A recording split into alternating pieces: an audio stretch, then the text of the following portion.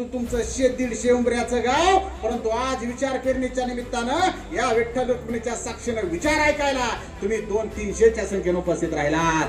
तुमचा एवढूसा पमू, पण आता एवढा मोठा एक चांगला वक्ता म्हणून उदयास येत आहे आणि मला त्याचा सुरुवातीचा काळ माहिती आहे. येतो म्हणजे काय, काल परवाचे असे मित्र माझे असे जोडलेले, ह्यांना नाही एवढा वेळ देत. त्या पोराचं एक वैशिष्ट्य तुम्हाला सांगतो, याला प्रचंड आवड वक्तृत्वाची आणि ह्यानं वाहून घेतलं त्या गोष्टीसाठी. ह्यानं काहीच बघितलं नाही की मला जायचंय.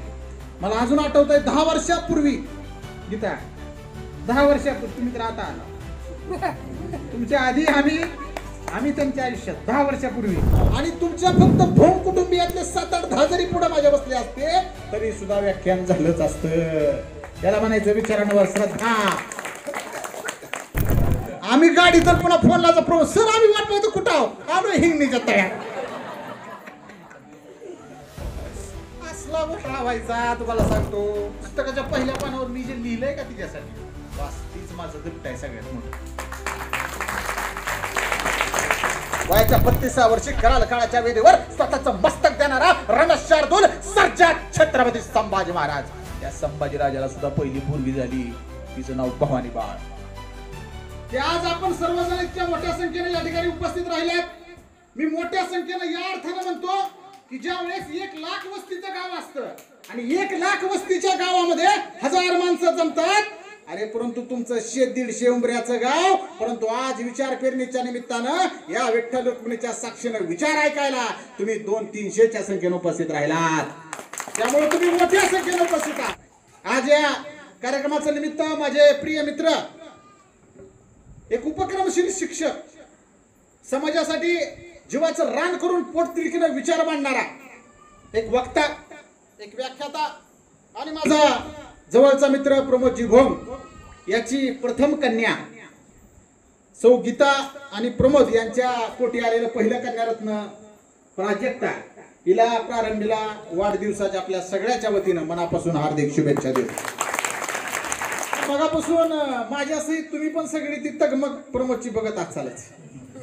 आणि मला वाटतं बाप झाल्यावर ही पहिली गोष्ट आहे की हे जे अस्थिरता आहे मनाची, की काय होईल काय नाही, कसं करायचं, सगळ्या जबाबदाऱ्या एक बाप असला की त्या सगळ्या जबाबदाऱ्या या आपल्याच खांद्यावर घ्यालाव्या लागतात, आपल्याच खांद्यावर झेलाव्या लागतात.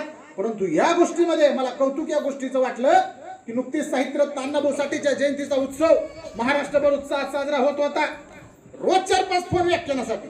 अध्यात्म प्रमोदचा फोन आला की सर आपल्याला व्याख्यान ठेवायचंय. म्हणलं तू हाय दोस्त, त्यात तूच व्याख्यात आहे, म्हणलं कर की व्याख्यानला, का माझंच काय यायचं आहे. मी म्हणलं कशासाठी बोलतोय, तेव्हा म्हणला त्यानं कारण सांगितलं. म्हणलं सर आपल्या पुरीचा पहिला वाढदिवस साजरा करायचा आहे. आता ह्याच्या आधी मी मोठ्या मोठ्या नेत्याच्या वाढदिवसाला गेलो, कुणी वृद्धाश्रमात माणसं असतात त्यांच्या वाढदिवसाला गेलो, परंतु 1 वर्षाच्या मुलीच्या वाढदिवसानिमित्त व्याख्यान करायचा हा माझा सुद्धा आयुष्यातला पहिलाच टाइम आहे. आणि कुठेतरी आपण समाजात जगत असताना त्या स्त्री जन्माचं स्वागत झालं पाहिजे. विचार मांडणी करत असताना आपण सांगतो की आपण छत्रपती शिवाजी महाराजांचे मावळे, आपण छत्रपती संभाजी महाराजांचे मावळे, मग आपण आपल्या घरामध्ये स्त्री जन्माचं स्वागत केलं पाहिजे. आणि या दाम्पत्यानं गीता आणि प्रमोद यांनी तर नवसानं मागून घेतल्यासारखी पोरगी मागून घेतली. हो, याच्यापेक्षा मोठी काय आहे. नाहीतर उलट पहिली पोरगी झाले म्हणले की पहिल्यांदा तोंड न बघण्यासारखी अशी माणसं आपण गावात बघतो. इतकंच काय, जर बायको तिकडं माहेरी असेल तर म्हणतात अजून 2 महिने राहा. काय काय इथं तरी येऊन मुलगी झाल्यावर आणि पोरगा झाल्यावर 10 किलो पेड्याची ऑर्डर आधीच देतोय घरी. परंतु इथून पुढचा काळ हा खऱ्या अर्थानं स्त्री जन्माचं प्रचंड स्वागत करणारा काळ आहे. मित्रांनो, या समाजात स्त्रीचं महत्व काय आहे, मुलीचं महत्व काय आहे, या विषयावर मी पुढचं चिंतन करणार आहे. आज जर आपण एकूण परिस्थिती बघितली तर मुलांचं प्रमाण कमी होत चाललंय का मुलींचं प्रमाण कमी होत चाललंय, हा साधा प्रश्न अडाणी माणसाला कळतोय आता. तर मुलींचं प्रमाण कमी आहे आणि मुलांचं प्रमाण जास्त आहे. आणि जेवढी केवढी मुलं तुम्हाला आज फिरताना दिसत असतील, सगळी जण 25 ओलांडून आता लांब पुढे चालली, पण अजून काय पत्रिका घरी येईना. आणि त्याचं एकमेव कारण काय की आज समाजामध्ये स्त्रियांना किंवा महिलांना जे स्थान पाहिजे ते अजूनही आपला समाज देऊ शकला नाही. कारण आपला जर इतिहास पाहिला, मी तुम्हाला आवर्जून सांगतो की छत्रपती शिवाजी महाराजांना पहिली मुलगी झाली होती. आपण मानतो छत्रपती शिवाजी महाराजांना, शिवाजी महाराजांचा गौरव करतो, परंतु शिवाजी महाराजाला पहिली मुलगी झाली होती, तिचं नाव सखुबाई होतं. फलटणच्या बजाजराज निंबाळकरांचा मुलगा महादाजी निंबाळकराला दिली. इतकंच नाही, छत्रपती संभाजी महाराज वयाच्या 32व्या वर्षी कराल काळाच्या वेदीवर स्वतःचं मस्तक देणारा रणशार्दूल सर्जा छत्रपती संभाजी महाराज. या संभाजी राजाला सुद्धा पहिली पोरगी झाली, तिचं नाव भवानी बाळ. आपल्या शिवाजी महाराजाला पहिली पोरगी झाली, आपल्या संभाजी महाराजाला पहिली पोरगी झाली, आणि स्वतःला शिवभक्त म्हणणारा याला पहिली पोरगी झाली की ह्याचं तोंड बघण्यासारखं असतंय. असं कसं चलन? शिवजयंती आली, संभाजी महाराज जयंती आली की आम्ही मिरवायला सगळ्यात पुढं, पण घरात जर मुलगी जन्माला आली तर मात्र तिचं मोठ्या पद्धतीने स्वागत होत नाही. शोकांतिका आपल्या समाजाची आहे. परंतु जर आपला इतिहास आपल्याला कळला तर आपण प्रत्येक जण आपल्या स्त्री जन्माचं स्वागत करायला याचं एकमेव कारण काय? अरे आपला इतिहास सांगतो होती जिजाऊ म्हणून मिळाले 2 छत्रपती. जर जिजाऊ वजा केली तर राहतात का छत्रपती? काढा इतिहासातून छत्रपती शिवाजी महाराजांची आई मा जिजाऊंचं स्थान जर आपण वजा केलं तर उरतील का छत्रपती शिवाजी राजा? नाही. ज्याला वाटलं की आपल्या गावात विचारांची पेरणी झाली पाहिजे, आज प्रत्येक महापुरुषाच्या जयंती आपण मोठमोठ्याने साजरा करतो, आणि जयंतीचं स्वरूप जर आता बघितलं, आपल्या जिल्ह्यात आता एक चळवळ उभा राहिलेली आहे, डीजे मुक्त जयंती. आता काही जणांच्या पोराच्या पोटात दुखायला नाचायचं कसं? डीजे मुक्त जयंती म्हणल्यावर नाचण्याला विरोध नाही. कधी नाचावं, कुठं नाचावं, कसं नाचावं, हे जी अक्कल फक्त आमच्या युवकांना आता येणं गरजेचं आहे. अन्यथा इथून पुढच्या काळामध्ये हे 180 डेसिबलचे आवाज आमचे कान, आमचं हृदय, आमचं मेंदू हे जागेवर ठेवणार नाहीत. आणि इथून पुढचा काळ हा स्पर्धेचा काळ आहे, आणि या स्पर्धेमध्ये आमची ही लेकरं जर ताटमानेनं तट्टून उभा करायची असतील तर मला असं वाटतं की शिक्षणापेक्षा दुसरं चांगलं शस्त्र नाही, शिक्षण. आणि मी तर म्हणतो आपण मुलांना तर शिकवतच आलोय, परंतु इथून पुढच्या काळामध्ये आपल्या समाजानं मुलींना शिकवणं काळाची गरज आहे. मुलींना, कारण मुलगी शिकली प्रगती झाली असं आपण म्हणतो. एक मुलगी शिकणं म्हणजे तिचं एक कुटुंब नाही शिकत साहेब. एक मुलगी शिकते म्हणजे 2-2 कुटुंब शिकतात अख्खे. आजही आठवा आपल्या आया त्या अडाणी होत्या, कुठं शाळेत गेल्या नाही त्या म्हाताऱ्या, आता इरकेलीतल्या या. ह्यांना अभ्यास काय माहित नाही, ह्यांना वाचायला येत नव्हतं, ह्यांना इंग्लिश म्हणजे काय माहित नाही. पण एक मात्र ह्यांना चांगलं माहिती होतं, काय? शाळेत जर अभ्यासाला गेलं पोरग आणि मास्तरनं जर काय अभ्यास करायला लावला तर त्यांना अभ्यासच करायचा असते, आणि नाही केला तर मग झपकिवलं बी आम्हाला आमच्या ह्याच अडाणी आयानी बापाने, आणि आम्ही शिकलो की. म्हणजे आम्ही आमच्या दुसऱ्या पिढीमध्ये शिक्षण घेतलं आणि आज आम्ही नोकरीला लागलो, मोठमोठ्या हुद्द्यावर गेलो, पगारी घेतल्या, बंगलं बांधलं गावात, सगळे पत्र्याच्या घरातून निघले ते. आता बंगल्यात आले ती. तुझ्या बंगल्यात येण्याला कारण शिक्षण आहे बाळा, लक्षात असू दे. शिक्षण व्यवसाय पण आहे. तुम्ही म्हणता नुसतं शिक्षण कसं? व्यवसाय पण आहे. अरे परंतु व्यवसाय तेव्हाच चांगला करतो ज्यावेळेस चांगलं शिक्षण घेतो. त्यामुळे शिक्षण हे फक्त नोकरी, छोकरी, भाकरी एवढंच मिळवण्यासाठी नाही आयुष्य. शिक्षण हे फक्त नोकरी, छोकरी, भाकरी या 3 गोष्टी मिळवण्यासाठी नाही, तर शिक्षण हे तुम्हाला सुसंस्कृत होण्यासाठी आहे, सुशिक्षित होण्यासाठी आहे. अरे शिक्षित तर 1000 जण होतात, पण तुम्ही सुसंस्कृत कधी होणार, सुशिक्षित कधी होणार? म्हणून आपल्याला शिक्षण महत्वाचं आहे. येणारा काळ हा स्त्री जन्माचं स्वागत करण्याचा काळ आहे. आज मला अभिमान वाटला की प्रमोद किंवा गीता या दोन्ही दाम्पत्यांनी त्यांच्या मुलीचं स्वागत केलं. आज पहिला वाढदिवस, त्या लेकराला माहित पण नाही काय वाढदिवस असते काय असते, त्यामुळे तिला काहीच बोलू शकत नाही आपण. तिनं रडली तरी जिंदाबाद, तिनं झोपली तरी जिंदाबाद, कळते का नाही? तिनं खिळली तरी जिंदाबाद. का? 1 वर्षात कुणाला काय माहितीये? तिला कदाचित हे माहित सुद्धा नसणार की पहिल्या वाढदिवसानिमित्त असं असं कुणाचं विशाल ग्रड आलाय. आता जेव्हा ती कळते होईल तेव्हा मी म्हातारा झालेला असेल. अजून 10-12 वर्षाचा काळ लागणच की. आता मी तिला द्यायला भेट द्यायला मी काय भेट वस्तू आणले नाही साहेब. ऐका, मी पुस्तक आणले गाडीत आहे, पाऊस होता म्हणून काय आणता आलं नाही. मी तिला आता पुस्तक भेट देणार आहे. त्या पुस्तकाच्या पहिल्या पानावर मी जे लिहिलंय का तिच्यासाठी, बस तीच माझं गिफ्ट आहे सगळ्यात मोठं. आणि आजपर्यंत आमच्या समाजाला पैसे आल्यावर जेव्हा केव्हा वाढदिवस असेल कुणाचा, त्या वाढदिवसाला हे नुसतं पैशात मोजायला लागलाय. त्याला भारी भारी गाड्या, आणि आपल्या वेळेस तर ती पांगुळ गाडा होता बघा. हे बरोबर आहे का? मला आमच्या आयुष्यात ती पांगुळ गाडा दुसऱ्याचा बघून आम्ही नुसतं दुःख सहन करायचं. म्हणजे त्याला पांगुळ गाडा आम्हाला कधी आणायचा, त्या सुताराकडे जावा की घरच्याला म्हणायचा, तरी बी आम्हाला पांगुळ गाडा मिळाला नाही आपल्याला. तसला पांगुळ गाडा म्हणजे आता कोणाकडे स्कॉर्पिओ असल्यावर कसं वाटतंय, तसलं तेव्हा पांगुळ गाडा असल्यावर वाटायचं, माहित आहे का? आणि मग आता मला सांगा की आता या ठिकाणी इथून पुढच्या काळामध्ये एवढे पैसे आले माणसाकडे की आपण वाढदिवसाच्या निमित्तानं एखाद्याला चांगलं वाटावं म्हणून आपण हजारोच्या वस्तू घेऊन चाललो. आम्ही गाड्या घेऊन चाललो, आम्ही घोडे घेऊन चाललो, आम्ही भारी भारी वस्तू घेऊन चाललो, आम्ही नाही त्या गोष्टी घेऊन चाललो. पण आम्ही आमच्या लेकराच्या वाढदिवसाला पुस्तकं किती घेऊन चाललो हा प्रश्न स्वतःच्या मनाला विचारा आणि तवा कळल की तुमचं लेकरू इतिहास का घडवाना. मग मी माझ्या आयुष्यामध्ये जसा मोठा होत होतो तसं माझ्या आईनं माझ्या वडिलांनी विचारांचा संस्कार केला. हे नीट लक्षात असू दे. सहव्याज परत मिळेल याचं एक छोटं उदाहरण सांगतो. आमच्याकडे एक विद्यार्थिनी होती. आता आपल्या गावचे सरपंच आदरणीय बाबा बोधले यांनी मला सांगितलं की तिथलीच काहीतरी लेकरं त्यांची सुद्धा माझे विद्यार्थी आहेत. आणि आता एवढे सगळे हजारो विद्यार्थी हाताखालून शिकून गेले. ती कोण कसं आहे काय मला वाटतं महाराज सुद्धा आले होते, शाळेत आले होते, आमचं बोलणं झालं होतं. ह्या भागातले अनेक विद्यार्थी आहेत माझे किंवा प्रमोद सरचे जे इथं शाळेत शिकलेले विद्यार्थी असतात ते आमच्याकडे तिकडे पुन्हा कॉलेजला येतात ती बी सांगतात. मग अशा पद्धतीनं शिक्षण हे वाघिणीचं दूध आहे आणि ते प्यायल्यानंतर कोणताही मनुष्य गुरगुरल्याशिवाय राहत नाही असे भारतरत्न डॉक्टर बाबासाहेब आंबेडकर म्हणले होते. आमची पोरं न शिकता जास्त गुरगुरते ती. चल तिकडं असं म्हणलं गुरगुरतेस. आणि ज्या घरात पोरं न शिकता गुरगुरते ती त्यांची शेवटची पायरी पोलीस स्टेशनला असते. आणि एक वकील बघायचा, घर विकायचं, शेती विकायचं, सगळं पैसे वकिलाला सोडवायचे त्याला. खरी वस्तूची तयारी. अरे तुम्ही तुमचं जे सगळं तारुण्य आहे हे तारुण्य देशहितासाठी खर्ची घातलं पाहिजे. हे तारुण्य आपल्या आईवडिलाच्या सेवेसाठी खर्ची घातलं पाहिजे. हे तारुण्य आपल्या घरात एक सुंदर कुणीतरी संस्कारी स्त्री आणण्यासाठी खर्ची घातलं पाहिजे. म्हणून लगे तिकडे जाऊ नका कॉलेजच्या कडेने खेट घालायला. तुम्ही असं तुम्हीच म्हणला होता की खर्ची घातलं पाहिजे. त्या वयात खर्च नाही घातलं पाहिजे. का? कारण ज्या वयात जी करायचं त्या वयात केलं पाहिजे का नाही. आणि मग आम्ही सुद्धा त्या वयात असताना अभ्यासच केला. आम्ही सुद्धा त्या वयात असताना पुस्तकच वाचली. आणि म्हणून ह्या वयात एवढं सगळं विश्व निर्माण करू शकलो याला एकमेव कारण वाचन आहे. आणि भारतरत्न डॉक्टर बाबासाहेब आंबेडकर त्याच्या पुढे जाऊन म्हणतात, मी जर कधी रस्त्यानं चाललो आणि रस्त्यानं चालत असताना जर मला 2 रुपये सापडले तर त्या 2 रुपयातल्या 1 रुपयाचं मी पुस्तक विकत घेईन आणि 1 रुपयाची भाकरी विकत घेईन. त्यानं काय होईल? शिकायचं ते. पण आम्ही नाही. आताची पोरं आमची तशी करते नाही का माय बापा हो. पोराला म्हणायचं ते पांड्याचं उदाहरण बघ, तुझी जेवढी काही प्रॉपर्टी असेल नको तुझ्या नावावर करून घेऊ, माझ्याच नावावर राहू दे. का?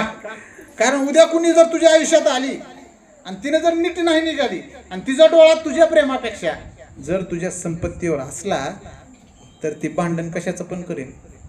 भांडणाला कारणच नाहीत लागणार. मग म्हणजे बेडशीटवर तुम्ही रुमाल ती काय तुमचा टावेल का वाळू घातला म्हणून सुद्धा बकळ भांडण होती. तिथं काय टाकायला लावलं? मी तिकडे वळणीवर टाका म्हणतो, हिथंच का टाकता? तिथून जी ठिणगी पडते का वनवास पुन्हा झालं.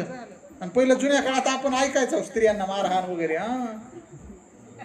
मारहाण ते असं डोळं वटरून जरी बघितलं तर लगेच फोन पप्पा त्या बघा हे असे करतात. झालं, निकालच लागला. मुद्दा लक्षात घ्या, कायद्याचा जमाना आहे. याच्यामध्ये आता ह्या गोष्टी बंद झाल्या एकतर व्हायच ना आणि झाल्यावर पुन्हा ह्या गोष्टी. त्यामुळे हे प्रबोधन आहे की आपण लग्न करताना आपली बायको आपल्या संपत्ती पाहून आपल्या घरात येत आहे का तुमचं प्रेम आणि तुमचं जाणीव तुमचा जिव्हाळा पाहून तुमच्या घरात येत आहे हे एकदा नीट बघा, हे पारखा आणि मगच त्या गोष्टीचा नाद करा. नाहीतर इंदुरीकर म्हणताय तसं अलक निरंजन राहिलं तरी परवडतं. पुन्हा ह्या सगळ्या गोष्टी करून कुठं ना करून पुन्हा ही सगळं अर्ध आहे ती बी घालवून काय परवडायचंय पुन्हा. कुठं जाते महाराज ती नदी कुठं जाते पुढे? हा हे की ना. हा पुन्हा ती माझा आता आयफोन असल्यामुळे ती पाण्यात चलते. आम्ही गाडी तर पुन्हा फोनला सर आम्ही वाट पाहतो कुठं आहो आलो हिंगणीच्या तळ्यात. असला गोष्ट व्हायचा तुम्हाला सांगतो. आणि होऊ शकतं ना नवीन माणसाचा. तुम्हाला एक सवय लागल्या तो ही पुराला बघायचं एवढ्या पुरातून कुठं गाडी घालावी काय करावी आहे ना. पवत यायचा विषय ना एवढं मोठं पात्र आहे.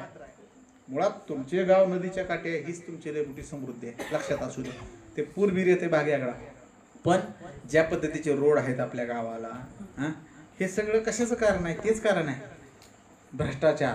परंतु त्या छोट्या गावात सुद्धा एक मोठा विचार पेरला गेला पाहिजे. याच्यासाठी कोणचंही निमित्त असू द्या त्या निमित्तानं विचार पेरणी झाली पाहिजे. भले तो माझ्या मुलीचा वाढदिवस का असेना पण त्या निमित्ताच्या असू द्या, पण विचारांसाठी आपण एक माणूस, एक वक्ता या गावामध्ये आणला पाहिजे आणि ही विचारांची पेरणी झाली पाहिजे. की आज प्रमोद भोंग आणि त्यांच्या सर्व कुटुंबियाला वाटलं, त्याबद्दल मी त्याचे मनापासून अभिनंदन करतो. आणि काय सगळेच वक्ते काय वाढदिवसा येते असं नसते बरं का. त्यातली त्यात आम्ही आता दिल्ली गाजवली, मंत्रालय गाजवले आहे का नाही, पण माझी श्रद्धा कशावर आहे? विचारांवर आहे. मी मगाच म्हणलं, इथं तर तू सगळी 500-600 माणसं जमवली, पण जर समजा मी आलो आणि तुमच्या फक्त भोंग कुटुंबियातले 7-8-10 जरी पुढे माझ्या बसले असते तरी सुद्धा व्याख्यान झालंच असतं. याला म्हणायचं विचारांवर श्रद्धा. अजून एक सांगू वाटतं की आता जे हल्लीचे आमचे युवक आहेत ते व्यसनाधीनतेचं प्रमाण प्रचंड वाढलेलं आहे. इतकं व्यसनाधीनतेचं प्रमाण वाढलेलं आहे की आमच्या घरातली लेकरं एकतर कमवणं गेली आणि कमवायचं तर लांब, पण ते गमवायला लागली ह्याचं दुःख जास्त आहे बापाला. आज तो कमवत नाही याचं दुःख नाही बापाला, पण तो जर गोवा, गुटखा, मावा, तंबाखू, सिगरेट, दारू अशा गोष्टीच्या आहारी जात असेल तर ह्याचं दुःख प्रत्येक बापाला सगळ्यात जास्त आहे. तो बोलू सुद्धा शकत नाही, कारण आता जी पोरं डोक्यात इथं घेतात लगेच. बाहेरच्याने त्याला 2 कानसुलीत लावू द्या, गप घेत आहे. घरच्याने त्याला डोळं वाटरून जरी बोललं का कुठं आहे दाखवा मला, लगेच जाते, लगेच लटकते. असले दूधखोळी आणि गाबुळी लेकर झाले ते आजची. म्हणून ह्यांना काय बोलायला सुद्धा पंचायत आहे. म्हणून आमच्यासारखी डॉक्टर लागते ती. आम्ही इथं बोलून गेल्यावर कोणी म्हणत नाही तसं, त्याचं खाडकीन डोळंच उघडतो आम्ही. आणि हे का करणं गरजेचं आहे? माझं वाक्य नीट लक्षात ठेवा पोरांनो. 4 पैसे कमवायची अक्कल जरी भविष्यात कमवता नाही आली तरी चालेल, पण 4 पैसे गमवायची अक्कल तुम्ही भविष्यात कमवू नका. एवढं जरी तुम्ही कमवलं का लय मोठी कमाई झाली तुमची. कारण प्रत्येक बापानं आता कमवून ठेवलेला आहे की लेकराला. मी तुम्हाला प्रश्न विचारतो, समजा तुमच्या लेकराने 1 रुपया कमवला नाही तर आयुष्यभर बसून खाईल, इतकी संपत्ती तर तुमच्याकडे आहे का नाही? कशामुळं? नुसतं खायला, जिवंत राहायला वर्षाकाठी लाख रुपये लागतात. ही कसला आकडा माहिती आहे का? देव आहे म्हणून बोलू नये, पण आठवड्यात तुमच्या आवडीचं 2 खाऊन बाकीचं सगळं खाऊन व्हेज तरी सुद्धा तुम्ही वर्षाला लाख रुपये खर्चू शकत नाही जिवंत राहायला. तुमची आता जी शेतं पोतं ही 50-50 लाखाच्या पुढं आहे ती. म्हणजे आपली जी प्रॉपर्टी आहे का, तुम्ही नुसतं असंच जरी जीवन घालवायचं म्हणलं शेतात कधी जाऊन तरी सुद्धा तुम्ही निवांत जीवन जगू शकता. मग डोक्यात तुमच्या खूळ कसलं बसलंय? पण तुम्हाला त्या घरात एसीच पाहिजे, तुम्हाला त्या घरात कॉम्प्युटर पाहिजे, तुम्हाला त्या घरात गाडीच पाहिजे, तुम्हाला त्याच्यावर बंगलाच पाहिजे. अर्थाच्या भौतिक सुविधा घ्या ही गरजेच्या आहेत बदलत्या काळामध्ये. कारण आपली बाप, आपली आई, आपली मागच्या 10 पिढ्या त्या पत्र्याच्या घरात हसत खेळत 1 नंबर आनंदात राहिली साहेब. आता जी येणारी आहे का तिनं पहिल्यांदाच म्हणती नको. मध्यस्थी केली असेल बऱ्याच जणांनी. हां हाय चांगलं आहे, मस्त आहे पोरग, चांगलं आहे, सगळं निर्व्यसनी आहे, पोरग चांगलं होतकरू आहे, 2 बैलगाड्या आहेत त्या, 4-5 बैल आहेत ती, 10-5 गाई आहेत त्या, लय भारी काय काय आहे. पोरगी एकच म्हणती घर गावातच आहे, 4-5 पत्र्याचं घर आहे, पुढं ढाळच बिळच आहे, पत्र्याचं नका, पुढंच वाढवूच नका. विषय संपला तिथं तुमचा साहेब. आज प्रत्येक गावात जर कुठं बांधकाम निघालं का फक्त एकदा त्या बांधकाम काढणाऱ्याकडे जावा, त्याला फक्त कारण विचारा, इतक्या वर्ष काढलं नाही आताच कच काही काढलं, विचारायची सुद्धा गरज नाही. अरे पाहुणं आलं की पहिल्यांदा घर बघायला लागले आणि हे घर बघून पुरी नको म्हणायला लागले. आणि तुला का गांजा ओढत फिरायला लागलाय, तुला का पिचकाऱ्या मारत फिरायला लागला गावात, तू त्या टपरीवर 2-2, 4-4 तास बिनकामी फिरायला लागलाय. कार्यकर्ता म्हणून रुपया सुद्धा खिशात नसताना दुसऱ्याच्या मागे नुसत्या टाकली वाटली तू फिरायला लागलाय. अशाने कसा बंगला व्हायचा तुझा? कष्ट कर की. आणि जर व्यसनाधीनतेच्या नादी लागला तर ही गोष्ट होणार नाही, लक्षात असू द्या. आमचा एक मित्र लोरी खायचा काय ते काय म्हणते मावच म्हणते तुमच्याकडे म्हणते असं घासून घासून खाते. हां म्हणजे त्याच्यात हे असते काय मटेरियल म्हणजे हां 120-300 का हां नॉलेज खतरनाक ते काय असते त्यात. हां आपण तंबाखू म्हणून ते असते त्यात टाकलेलं आणि ते पाणी टाकून किंवा टाकून घासते हे का नाही, ते असं करून तोंडात घालते.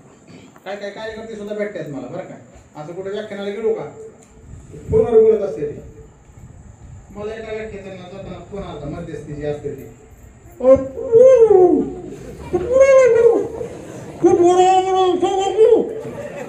म्हणजे मुख बोलायला लागलं कोणतरी दुसरा बोलायला लागलं. दुसऱ्या काय जगाचा फोन आला म्हणजे ते कोण मुख बोलत होतं थोडं चांगली माणसं संपर्कात ठेव जावी. मुख नाही सर म्हणला ते मावा खात होतं.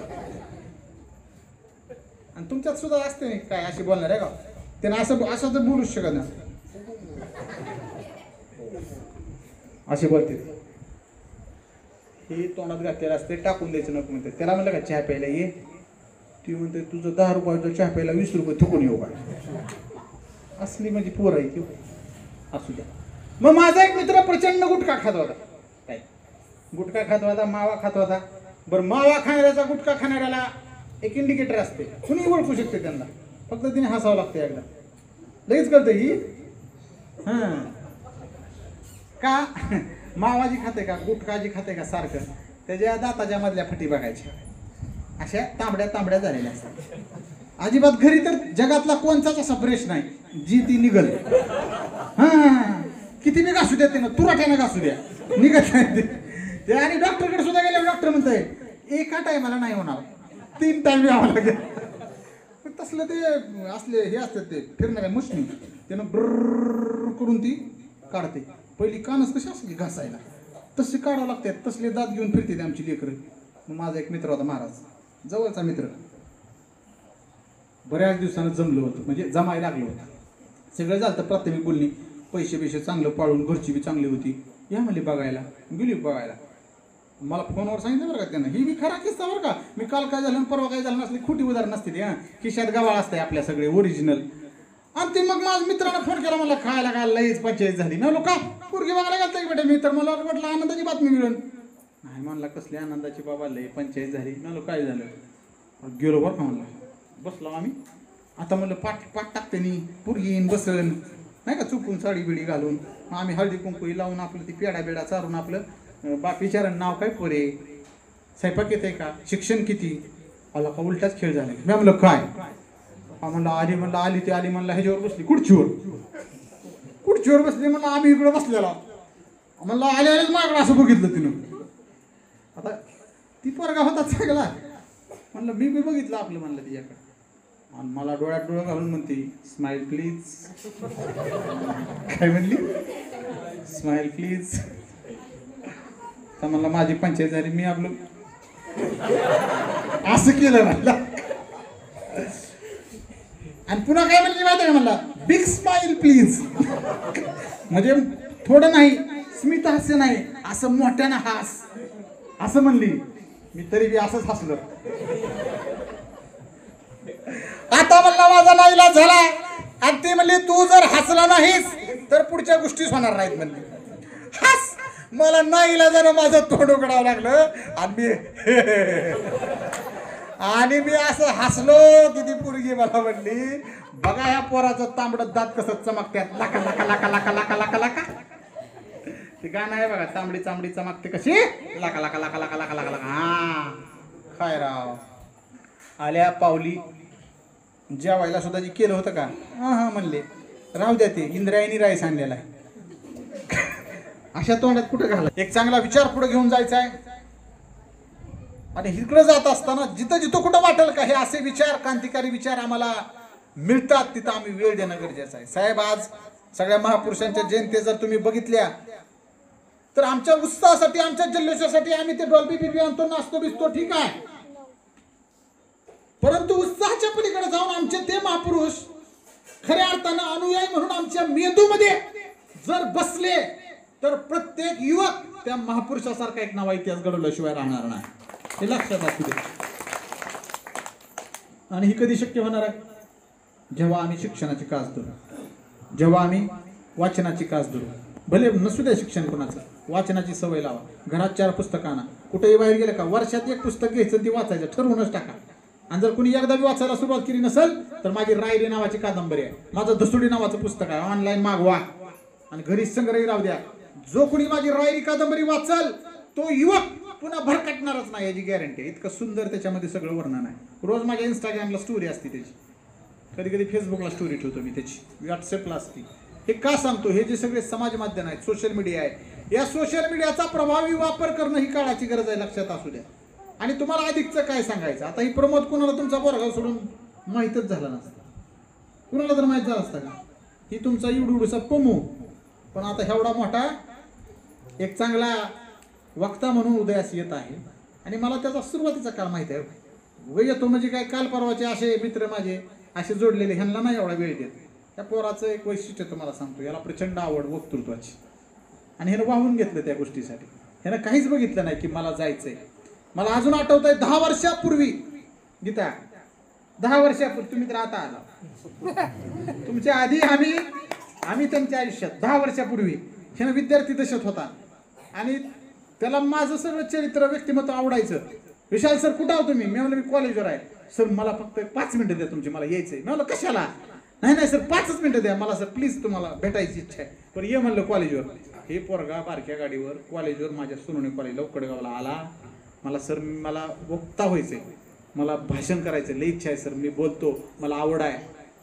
आणि चक्क तुम्हाला सांगतो, मला लेक्चरला जायचं होतं पुणमधला, माहिती आहे पुणमधला. म्हणलं चल मला तू बोलून दाखव.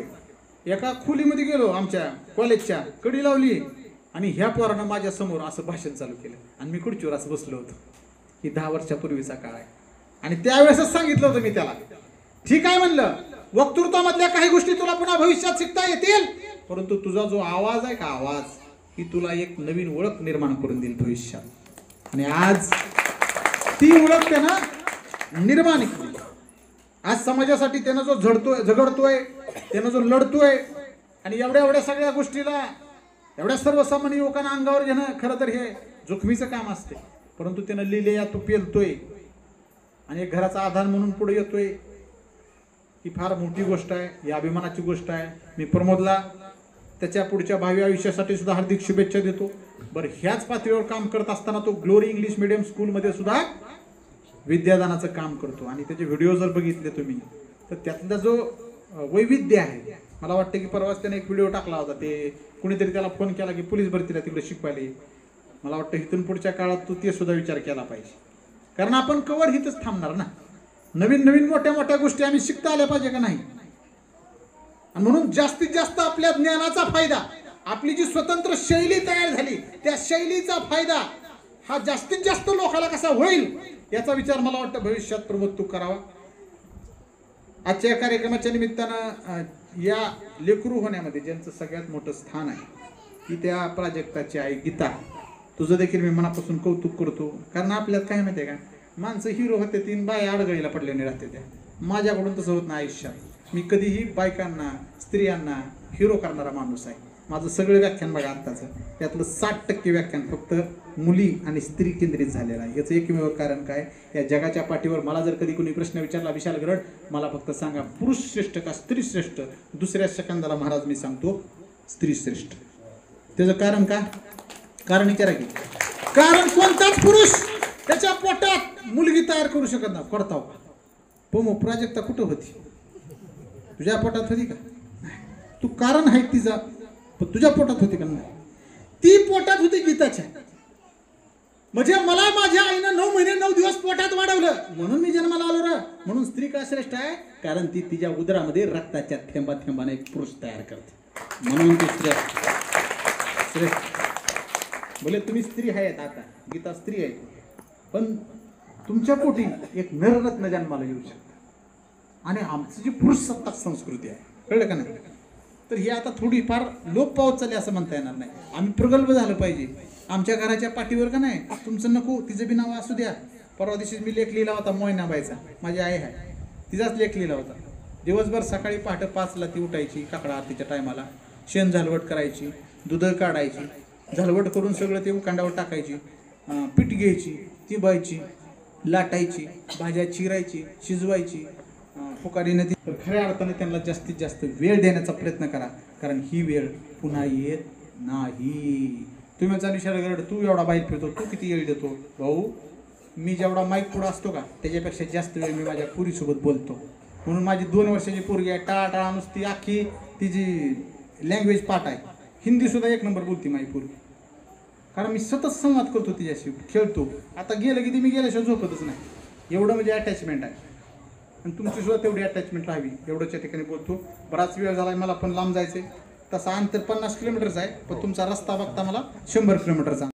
नेता नाही, असा महाराष्ट्रात कोणी दिग्दर्शक नाही किंवा अभिनेता नाही की ज्याचं चित्र या माणसानं त्याला भेट दिलं नाही. इतकंच नाही, आपल्या तालुक्यातला असला कोणता नेता नाही की गावातला एखादा मित्र नाही की ज्याला ह्याने एखादी भेट दिली असेल. माझ्या सुद्धा आयुष्यात अनेक तसल्या 100% सर बोलले. मुळात थोडा एक 5 मिनिटाचा मुद्दा आहे, कारण 9:30 वाजले, जायला 10:30 वाजतील. मी आजपर्यंत बरेच वाढदिवस बघितले, माझं लग्न झालेलं नाही, आता तुमच्या दोघांचं झालंय. मला वाटतं नाही, दुःख जास्त आहे, सुख थोडं कमी आहे. पण एक तुमच्या दोघांकडून, आता हे माझे समवयस्क मित्र आहेत, तुम्ही जरा थोडं वरिष्ठ मित्र आहेत. एक आनंदाची गोष्ट अशी की जर योगायोगानं पुढच्या गोष्टी घडतील त्यावेळेस तुमच्याकडून दोघांकडून मला एक गोष्ट घेण्यासारखी अशी आहे की प्रमोदरावकडून मी जर येणाऱ्या काळात जर काही गोष्ट घेईल तर ती अशी गोष्ट घेईल की मी आमच्या पुतणीचा सुद्धा बड्डे आमच्या वहिनीच्या आग्रहात असतं 4 महिला बोलवून हॅपी बड्डे टू यू ह्या तेव्हा केलं.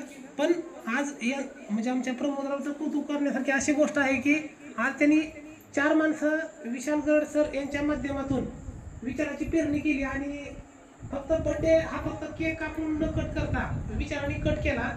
त्याचा मला खूप आनंद आहे.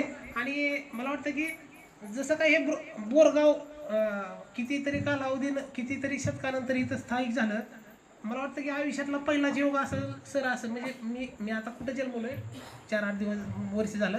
मला असं वाटतं की बोरगावमध्ये अशी पहिली घटना असेल की कुठल्या तरी मुलीचा मुलाचा वाढदिवस आहे, त्याच्या वाढदिवसाला असं काहीतरी व्याख्यान ठेवलं आहे की जे फक्त ते एका कुटुंबासाठी नाही तर ते अनेक कुटुंबासाठी मार्गदर्शक ठरणार आहे. आणि ही जी काही ज्योत प्रमोदरावांनी पेरलेली आहे ती मला वाटतं की येणारी प्रत्येक पिढी किंवा प्रत्येक कुटुंब आपला वाढदिवस फक्त नुसतं 4 बायका बोलवायच्या तिकडं धाब्यावर मित्र परिवार तुझ्या पोरीचा बड्डे होता मग हाय का नाही काय एवढा न साजरा करता त्या सरांनी पुस्तकात तर महत्त्व सांगितलं, त्याच्याबद्दल काही विशेष सांगायची गरज नाही. म्हणजे आज अनोख्या प्रकारे त्यांनी जो वाढदिवस साजरा केलाय ते खऱ्या अर्थानं मला वाटतं त्यांच्या मुलीला येणाऱ्या 10-15 वर्षानंतर कळेल की माझं कसं स्वागत केलं होतं. प्रमोदराव त्यांचे फोटो वगैरे सगळे ते सेव्ह करून ठेवा, कारण ती येणाऱ्या काळात ज्यावेळेस मोठी होईल त्यावेळेस ते आमच्यासोबतचं फोटो वगैरे ठेवून असं म्हणाल की माझा वाढदिवस आज तिच्या मैत्रिणी ज्यावेळेस मोठ्या होतील तिच्या वयाच्या ती म्हणतील आज तुझ्यासोबत नाही बाई, ज्यावेळेस माझा पहिला बड्डे झाला का त्यावेळेस माझ्या गावातला इतिहास झाला की माझा पहिला बड्डे असा काहीतरी पुस्तकं बदल ज्ञान सांगून आणि एक चांगले व्याख्याते बोलवून साजरा केला होता. आज बऱ्या ठिकाणी शहरात बड्डे होतात, 4-8 माणसं जातात, ते बड्डे साजरा करतात, ह्या गोष्टी बऱ्याचशा घडतात. परंतु आज चांगला उपक्रम प्रमोदरावांनी हातात घेतला आहे आणि ते फक्त शिक्षण म्हणजे शिक्षक म्हणूनच न वावरता आज मला असं वाटतं की तुम्ही बघताय ग्रामस्थ ते वड्याचा जे आता काल परवा त्यांनी तो व्हिडिओ लाईव्ह केला आहे, मला वाटतं त्यांच्या बऱ्याचशा गोष्टीला यशसुद्धा मिळत गेलं आहे. असं वाटतं की थोडंसं गावकरी थोडंसं जर कुठं कमी पडत असेल तर त्यांनी सुद्धा आणखी प्रोत्साहन घेणं गरजेचं आहे. थोडं बाकी सगळं काम त्यांचं चांगलंच आहे, तुम्ही बघताय आम्ही बघतोय. त्यांच्या पुढील कार्यासाठी शुभेच्छा. विशाल गरड सर या ठिकाणी आले. प्रथम या व्यासपीठाच्या माध्यमातून आणि सर्वांच्या वतीनं मी प्राजक्ताला नवीन वाढदिवसाच्या आणि यापुढील नवीन वर्षाच्या हार्दिक शुभेच्छा देतो. यापुढे येणारे नवीन वर्ष तिला सुख समाधानाची भरभराटीची आरोग्यदायी शैक्षणिक आणि आरोग्य संपन्न जावं असंच पांडुरंगाचरणी प्रार्थना करतो. मी आभार प्रदर्शनासाठी उभा आहे. पण सगळ्यात महत्त्वाचं काही जणांना डोक्यामध्ये विचार असतो की आता आभार प्रदर्शन करणार आहे का व्याख्यान करणार आहे, हा बी प्रश्न असतो. पण सगळ्यात महत्त्वाचं आभार प्रदर्शनच करणार आहे. पण त्याआधी आभार प्रदर्शन करत असताना व्याख्यात्याने काय सांगितलं अशी रूपरेषा ही सांगणं गरजेचं आहे, समरी टाईप किंवा सारांश. खरंच विशाल गरड सरांनी अतिशय छान पद्धतीने व्याख्यान केलं की महाराष्ट्राच्या मातीमध्ये ज्या गुरु शिष्याचं नातं आहे आणि स्त्रियांचं स्थान आहे त्याने अतिशय मेळ घालून चांगल्या पद्धतीनं सांगण्याचं काम केलं. म्हणजे आमच्या तुकोबारायापासून जे संत गाडगेबाबा महाराजांपर्यंत अनेक गोष्टी त्यांनी गुरुपरंपरांच्या सांगितल्या. आणि त्यानंतर शेवट ते वळले ते म्हणजे प्रमोद ज्यावेळेस मला भेटण्यासाठी खास आलता आणि त्यावेळेस एका रूममध्ये गेलो आणि त्याच्या व्याख्यानाची क्लिप मी ऐकली. सर असंच एक सांगतो तुम्हाला, प्राचार्य शिवाजीराव भोसले हे लहान होते आणि त्याचबरोबर त्यांचे गुरु म्हणून माटे सर होते. ज्यावेळेस ते रस्त्याने चलत असताना माटे सर म्हणायचे की तुला वक्ता व्हायचं असेल तर बोलत चल, मी ऐकत चलत आहे. तर त्याचबरोबर प्राचार्य शिवाजीराव भोसले हे माटे सरांना चलत असताना फिरत असताना व्याख्यान देत होते आणि माटे सर ऐकत होते. म्हणजे साधारण गुरुला कधीही वाटत असतो की माझा शिष्य माझ्यापेक्षा मोठा असणं गरजेचं आहे. त्याच गोष्टी ही परंपरा महाराष्ट्राची आहे. त्याचबरोबर सगळ्यात महत्त्वाचं म्हणजे आमच्या महिलांचं वर्णन केलं, ज्या इरकली साडी घालून बसतात. पहिलं जाते असायची. आमच्या जनाबाईंची एक ओवी खूप छान आहे. म्हणजे तुमच्या हृदयाला हात घालतो आणि हृदय साधारणपैकी जे हृदयाचे कान करून ऐका. तुम्ही म्हणता असताना कोकाटे सर काय म्हणायला लागले, हृदय बाजूला काढायचं, त्याचे कान करायचं आणि ऐकायचं का? तसं काय करू नका, जास्त प्रमाणात टिकणार नाही. पण सगळ्यात महत्त्वाचं हृदयाचे कान करून ऐकणं म्हणजे काय, मनात ऐकणं आणि कानानं ऐकणं आणि शेवटपर्यंत मनामध्ये ठेवणं. आमच्या जनाबाई म्हणायच्या, ती गाऊन म्हणतो, माझा जास्त असा महिलांसारखा गळा नाही, जातेवरनं दळत असताना एक ओवी मला पाठ आहे, तीच म्हणतो. सुंदर माझे जाते ग फिरते भौतुके, सुंदर माझे जाते ग फिरते भौतुके, ओव्या गाऊ कौतुकाचे ये रे बाळ विठ्ठला, ये रे बाळ विठ्ठला, ये रे बाळ विठ्ठला. म्हणजे एखादी लहान मुलगी असेल किंवा मुलगा असेल, महाभारताच्या रामायणाच्या स्वातंत्र्याच्या काळातल्या तिच्या ज्या गोष्टी आहेत त्याच्या कानावर पडाव्या, तेव्हा ते संस्कार आणि संस्कृती हे 100% जपलं जातं. छत्रपती शिवाजी महाराज घडले, संभाजी महाराज घडले, पण या सगळ्यांमुळं ज्या गोष्टी झाल्या त्या म्हणजे राष्ट्रमाता जिजाऊंचं हे केंद्रबिंदू स्थान आहे असं म्हणायला हरकत नाही.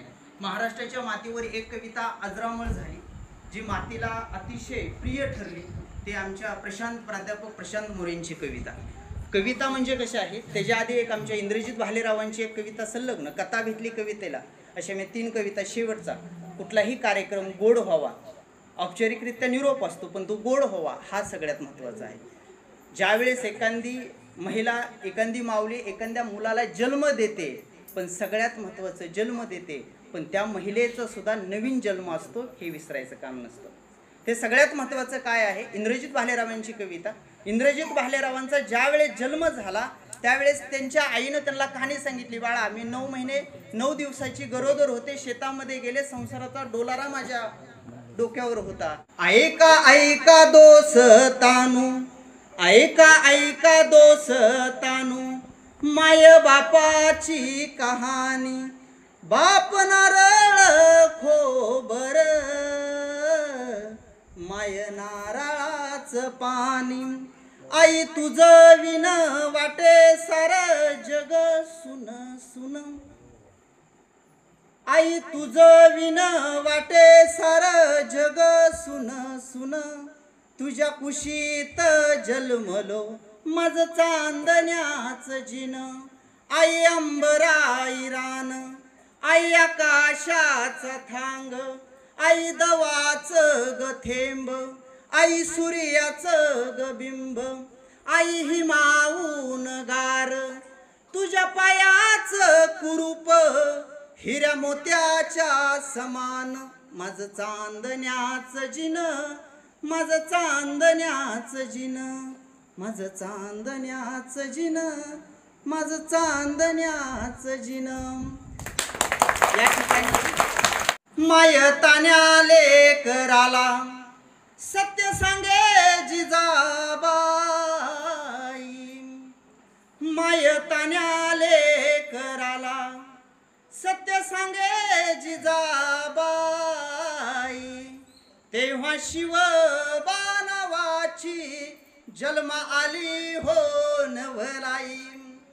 तेव्हा शिवबा नावाची जन्म आली हो नवलाई.